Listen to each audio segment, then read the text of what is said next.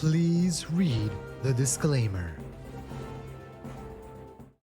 XRP price action emergency. Hello, beautiful people. Shalom, money makers.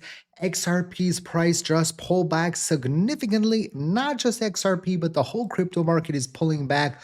What is going on here? I'm going to explain everything. We're going to get straight into it. Right now, we have this week some key events that are going on. I'll get to the price action in just a second, but I want you to wait all the way to the end of the video. Why? Because this morning, at the end of the video, I explained why there was high probability that XRP would be pulling back. And only the people that watched all the way to the end got that information. So it's very important that you watch all of the video, all of the information, okay? You get extra credit. So currently this week, we have a short week. On Monday, we have President's Day, and the US stock market is closed. And what does that bring? It brings volatility. When you have a situation like that, you're going to have people that maybe would be trading the stock market, suddenly trading the crypto market as well. Also, there are some contracts and options that are shorter time frame on a week like that. So there could be lots of volatility. And so we not only have the weekly close of the candle, right? Every Sunday, the weekly candle closes, but we also have this long or short weekends that is upon us. And that brings lots of volatility. We also just got headlines that Trump is going for a second second talks with the Iranians about potentially making a deal, not making a deal, and that puts pressure on the markets itself. It creates fear. We have Fed meeting minutes on Wednesday, so we'll see what was said from all of the Fed representatives and what they think. Then on Friday, we have the December PC inflation data.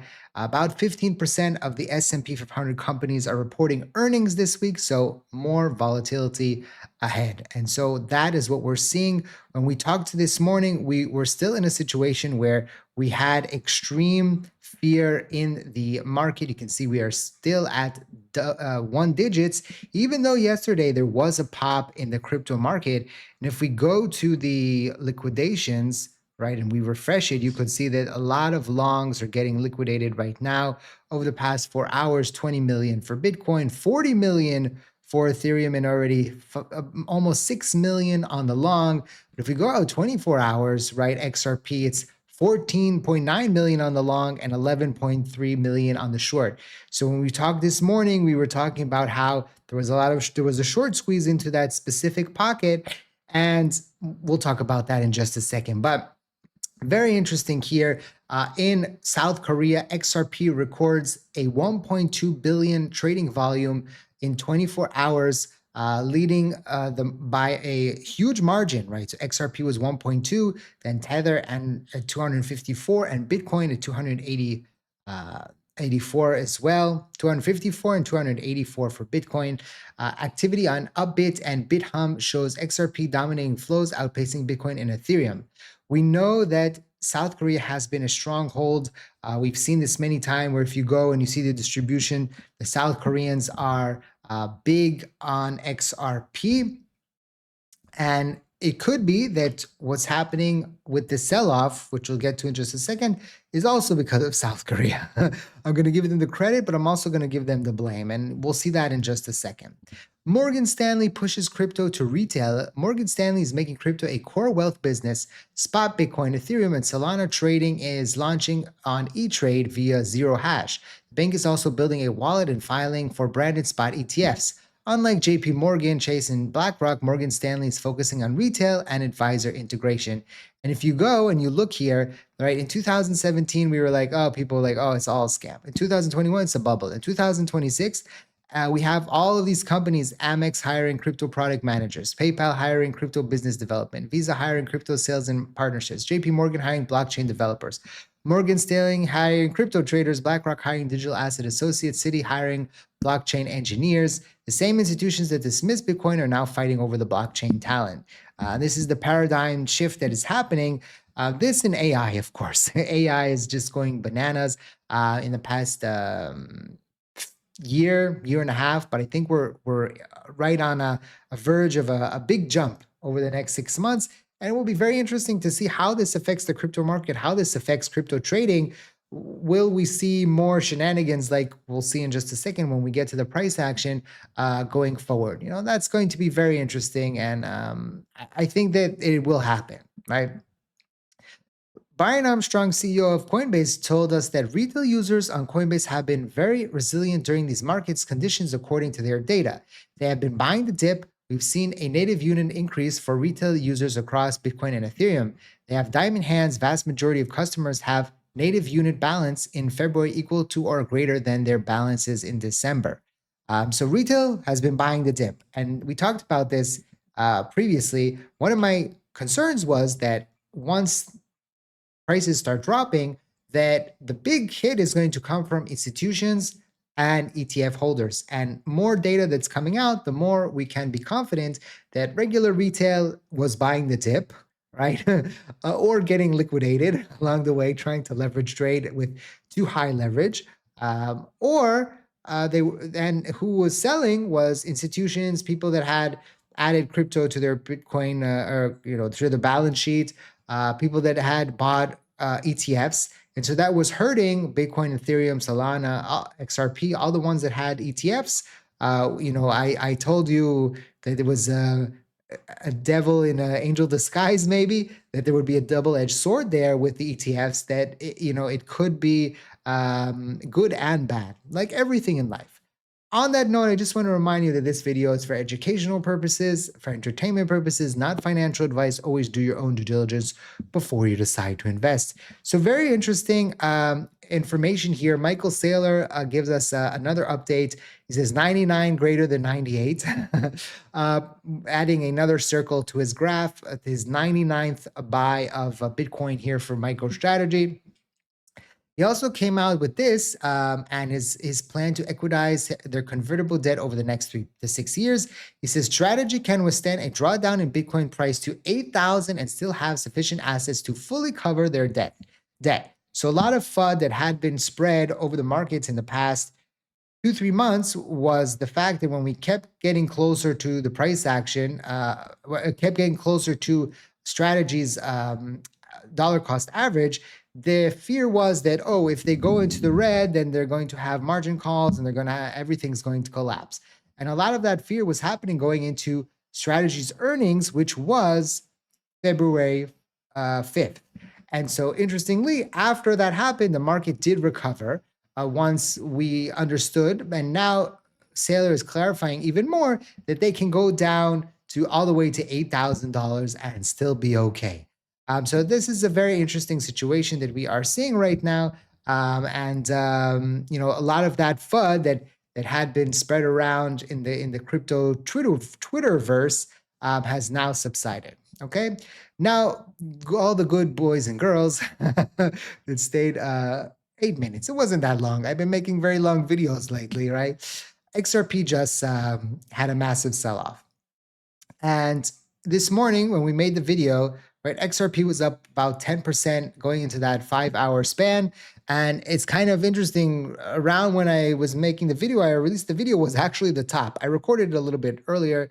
And then we went up here. And then since then, XRP has sold off about 13% in that 11 hours. So what happened here and what was going on? Now, if you did watch to the end of that video, when we were going up, I said, hey, Sunday fun day, but Sunday is one of the riskiest days because we are in low liquidity and there is a lot of manipulation going on Sunday. And I wouldn't be surprised if we see a sell-off. And right after, it was even before I released the video, because I released it about an hour after it started pulling back.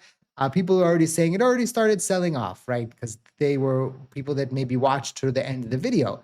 It's very important to understand that the movement that we see many times are day to day are irrelevant. What do I mean by are irrelevant? They are irrelevant when you look at it in a sense of long-term investment. If you are looking at it in a term of day trading or swing trading, then yes, of course it's relevant if XRP is at 170 or 144 because you might be day trading. But we talked about how in the morning that XRP had popped while the rest of the crypto market was a little bit asleep this morning because XRP had entered into this pocket where XRP short sellers were still in the green after the recovery. So we had the recovery. Some of them got liquidated on the way up. And then the pocket here were people that were still in the green. We entered that zone, right? Some of them got flushed out, but you saw not all of them. And then they started attacking again. But it wasn't just for XRP. You can see Bitcoin is down also in the same time frame, about 4%. Ethereum is down under $2,000 once again. Solana down 3.5%, Cardano down 5%. So it's, and you can see the meme coins are down 10%, 10%, 10%, right? Pepe, 10%, Pengo, 10%. So they're all pulling back. It's not that XRP is the only one that's pulling back right now. But as you can see, when we're looking at the 1 hour chart here, we went from the top of the stochastic RSI all the way to the bottom. Even though we had a crossover here on the 4 hour chart, we were at the top of the stochastic RSI. So I'm not surprised that XRP has pulled back. I'm not surprised that it was this aggressive. And we're basically back, right, to where we were on midday Saturday. But if you go to Bitcoin, right, Bitcoin didn't have the pop-up that XRP had, right? So if you go and you look where the price action of Bitcoin is, Bitcoin has gone all the way back to where it was Saturday morning as well. And if you go and you look at where Ethereum is, right? Ethereum is a lot lower than where it was even on Saturday, right? So it pulled back to where it was on Friday, and Solana pulled back to where it was mid Saturday. So yes, XRP's pullback was aggressive, but I think water was just leveling out here, meaning that the pop up was was out of the ordinary, and then the pullback is XRP kind of leveling out with the rest of the crypto market. So this is, of course, unfortunate for people that are day trading, and I warned in the morning that this is a very tricky day, and we see many times that runs that happen on Sunday are fake runs, and then they pull back. And so we learn from this, right? And it's important to turn on the notifications so you don't miss out on a video. It's important always to watch all the way to the end of the video, because sometimes I say important things, and maybe the last sentence or something I say at the end is the most important thing, and you never know, right? So even if it's a long video and you need to take me in pulses, do that. But it's important, okay? And we don't know what's going to happen, going into this week. Again, algos are going bananas. This is an all algo movement. It might also be an all South Korean movement because, like I said in the morning, I think the pump might have been a South Korean movement. And I think that the sell off here could be also South Korean profit taking. I think many Americans are having, like a long weekend or enjoying their weekend, had the Valentine's Day yesterday, and joining all of that. And others are, South Koreans. They don't celebrate Valentine's Day. It's a Christian holiday, right? It's for Saint Valentine. So they're hard at work, right? They're not. Well, probably the young people, like they got it into their culture, but for the most part, they are Christians as well. There's actually a large a population is Christian in South Korea as well. But I don't know. Maybe they're just hardworking and they don't care about stuff like that. If you watch the K drama, you know that they are. But I was like thinking maybe they're more serious than the Americans. I don't know. Have you ever seen like the way they have school, and then they have after school until 10 p.m. and then they go home, right? Wild, right? To think about that. My kids learn till like 1 and that's it, to 1 p.m. Some days 1:30, that's it. They come home. And then it's all on the parents. There they have like after school. It costs money, but still, it's kind of crazy how far advanced they are study wise. So anyway, I'm digressing a little bit. This, I don't know if this was worth to watch all the way to the end of the video. I'm sorry about that. This time, I don't know.